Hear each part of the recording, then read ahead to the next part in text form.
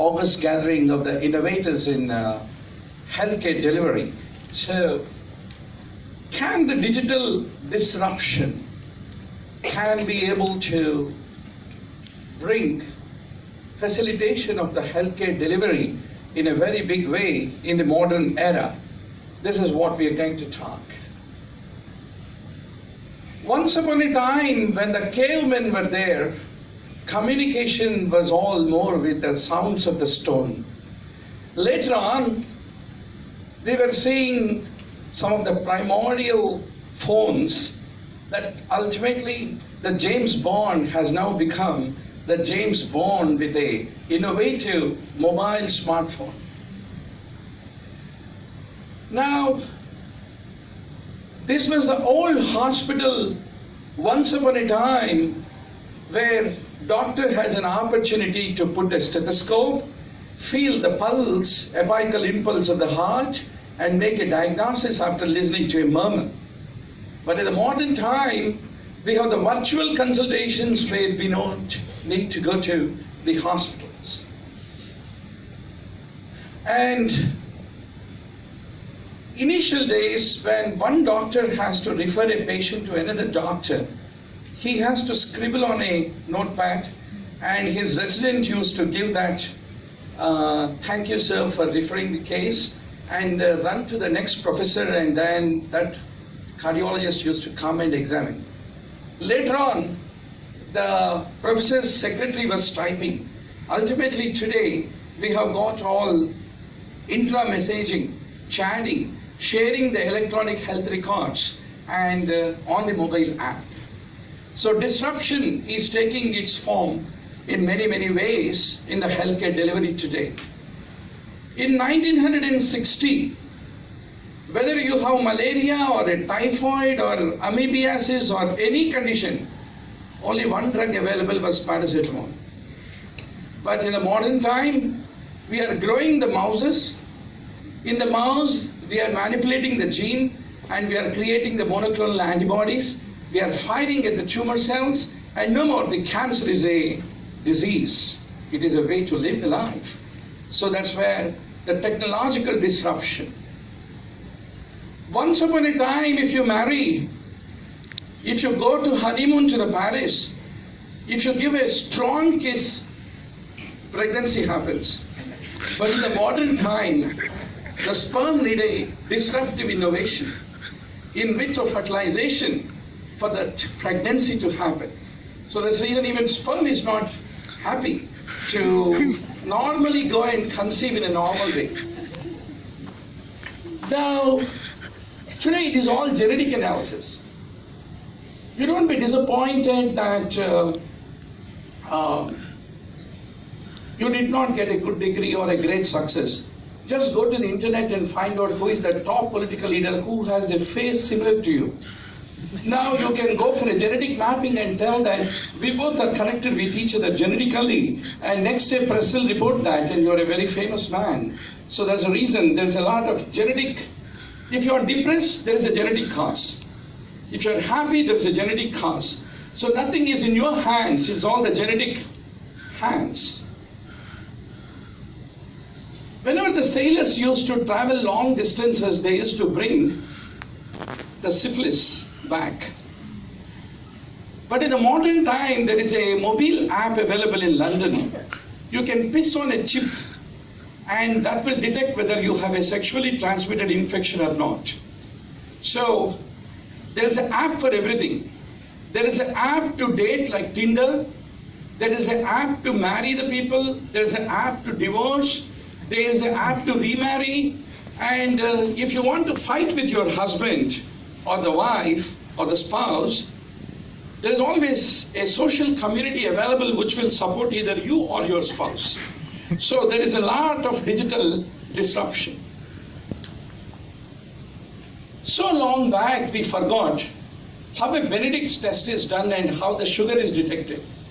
I still remember as a medical student in 1991 when I joined the medical school, doing in the biochemistry lab the Benedict's test to detect the sugar. But today, your glucometer is Bluetooth connected to the mobile, and all your reports historically are reported into the smartphone. Now we are in the era of fMRI. fMRI can be able to detect, based upon the sequences, after studying the sequences, in the real-time fMRI sequence can know what you are thinking in your mind, what you are reading. That much advanced is the fMRI in the modern time. That's the reason, be careful.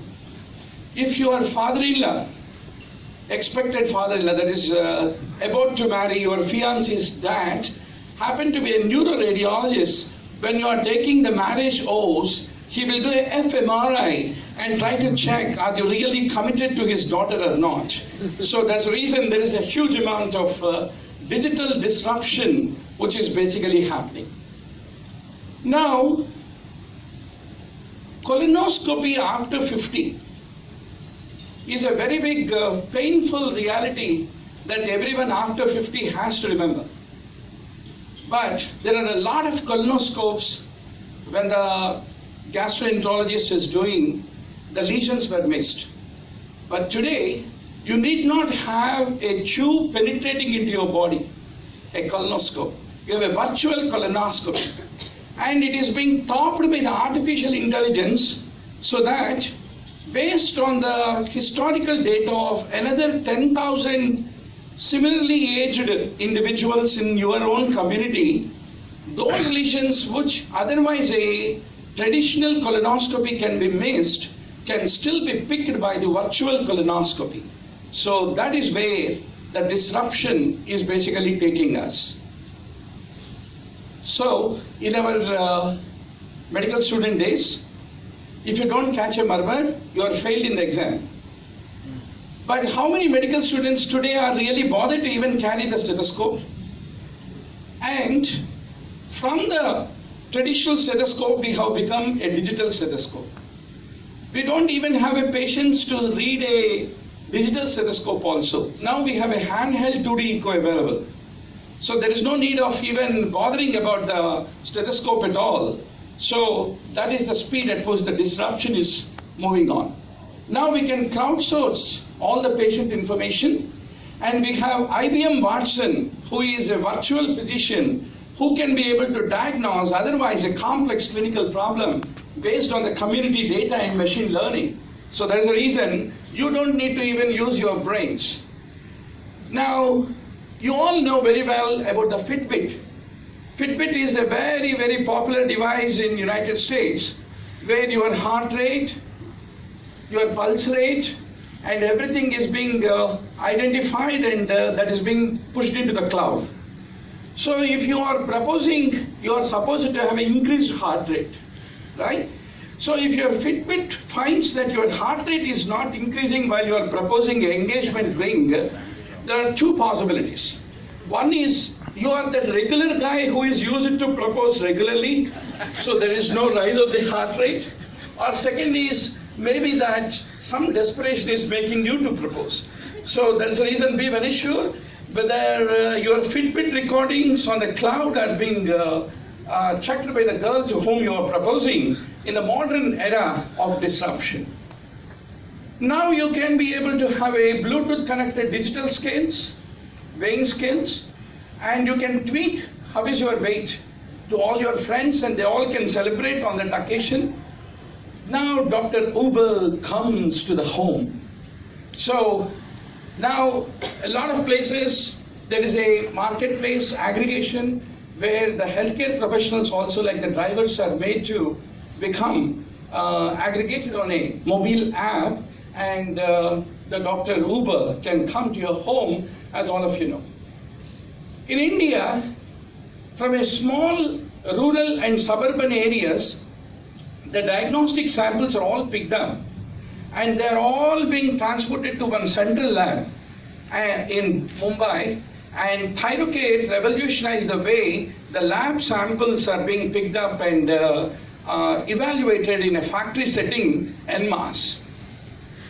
Now this is one of the biggest disruption. Today we are all so busy. When the baby cries, there are only two reasons why the neonates cry, you know very well. Either they are hungry or whether they have passed a pee. So to change the diaper in the modern time, we don't have time because we are very busy professionals, right? So there is a mobile app available which can be able to identify the wetting of the diaper and can send you a tweet. And based on that, you can be able to take care of the diaper changing of the baby. Now, the future is about the mood mirrors. When you wake up in the morning and watch in the mirror is having the artificial intelligence based on your previous facial expressions. Now it can tell you whether you are in a good mood or a cranky mood. And also a small notification, push notification can go to your spouse that, oh, today you are very hot or very angry or very unmanageable, so that he takes his own first aid and precautions. So the disruption in communications changed. And of course, the robotic surgery, where the surgeon's fingers cannot reach, the robots can reach. And now the paraplegics and quadriplegics are no more those who are having morbidity. We can't call them as a challenge because there is a brain-computer interface BCI protocol. The BCI protocol can be able to identify what the motor cortex is thinking, and that in turn will enable the wheelchair to move or a robotic arm to move. So that's a level at which the disruption has happened. So in summary, what are the various things into which the modern disruption and innovations can make the healthcare become much more personalized and much more cost effective and much more preventive and predictive in nature? There is disruption in technology infrastructure. There is disruption in the disease management tool. And there are care models, there is a disruption. I will quickly run through. I hope that post-tea session is very drowsy session, I know that very well. I don't let any one of you to sleep because I have artificial intelligence in the background of me to detect who is feeling bored and like to have a nap. Okay, so I'll quickly run through a few of the classical case studies and the successful models in the world in these 4 important disruptive areas in the innovation in the healthcare delivery. Now, if you take the technology infrastructure, today the world is all moving towards population health solution. So what's the meaning of it? You analyze the population of a community, you stratify the patients based upon the risk, and you create the care managers, and those care managers in turn will design those engagement models to manage the high-risk groups in the patient community. So there are a lot of companies that are doing a wonderful work in the population health solution. The second important technology infrastructure innovation is care coordination. There are companies like HealthLoop. They empower the patients for the better outcome. So whenever the patient is being discharged, every patient is unique by virtue of his comorbidities and risk factors.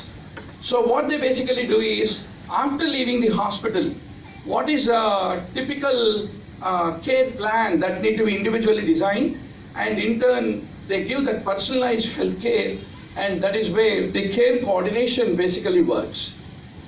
Then the readmission management is one of the important challenges.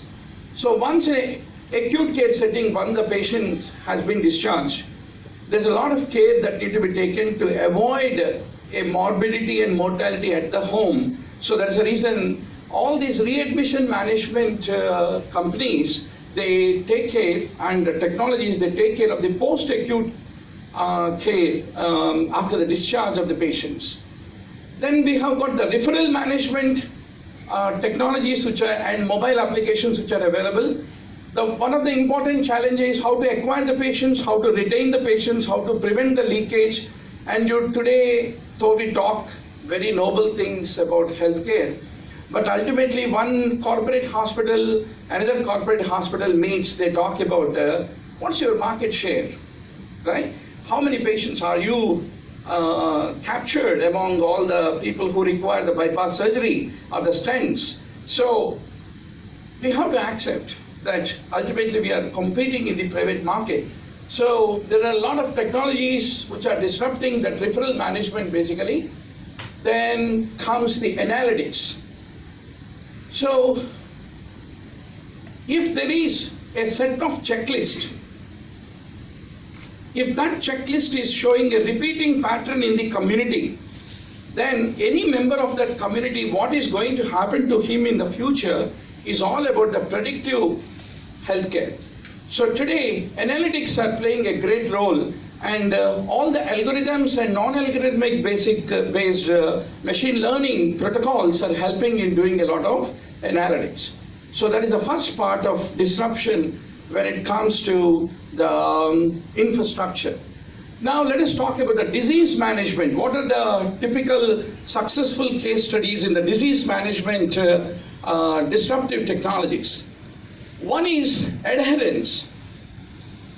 Suppose you prescribe something, these are the tablets that you need to take for hypertension. You should also see that they stick and comply to your medical advice. So there is a reason pill reminders and everything, all these mobile applications are coming, and they are going to increase the adherence. So med adherence based mobile applications, digital applications are going to revolutionize, increase the outcomes in the quality of the care. Then health is basically an outcome of our lifestyle and our behavior and our reaction towards sickness and illness. So there is a reason now the health optimization wellness digital strategies are actually improving the ultimate outcome of the person's health. So we have the health optimization wellness technologies. Then we have today the lifestyle modifying mobile applications, which will give an opportunity for people to monitor their own health. That is the self-management solutions that manage the stress, that coordinate with the caregivers, and that enable the people to modify their lifestyle. And the best example, which is a consequence of our poor lifestyle, is diabetes. Though it also has a genetic influence, but equally there is an influence of the environment and our sedentary lifestyle. Then the next important part of the modern disruption is about the behavioral health. So there is a happiness score that each of us need to have. It is not the money that we earn, it is not the social success, or it is not just the academic success. Happiness is the state of mind, and ultimately, are we having that happiness at every age is very important. So until 40 we struggle for success in career. From 40 to 60 we try to have a middle age crisis, and after 60 we will have involutional depression. So we are passing through a continuum of unhappiness, which is not good. So that's the reason the emotional well-being management mobile applications are also revolutionizing what should be the definition of happiness. Then finally, we have got a lot of consumer tools which will be able to manage the post-acute care, on-demand healthcare, etc. Now, we speak a lot about telemedicine, but if you look at the West versus East, East is East, West is West, right? So if you take America, this year, annually 4 million teleconsultations are happening. The adaptation of the telemedicine is slightly slow in India or the Southeast Asian countries. There are a lot of companies which came up with the video consultation, virtual consults, but they all fail in this part of the world, but they are extremely successful in the Western society. Then we have got a lot of consumer tools. Suppose if you are living in Hong Kong versus Beijing versus Kualalumpur versus New Delhi.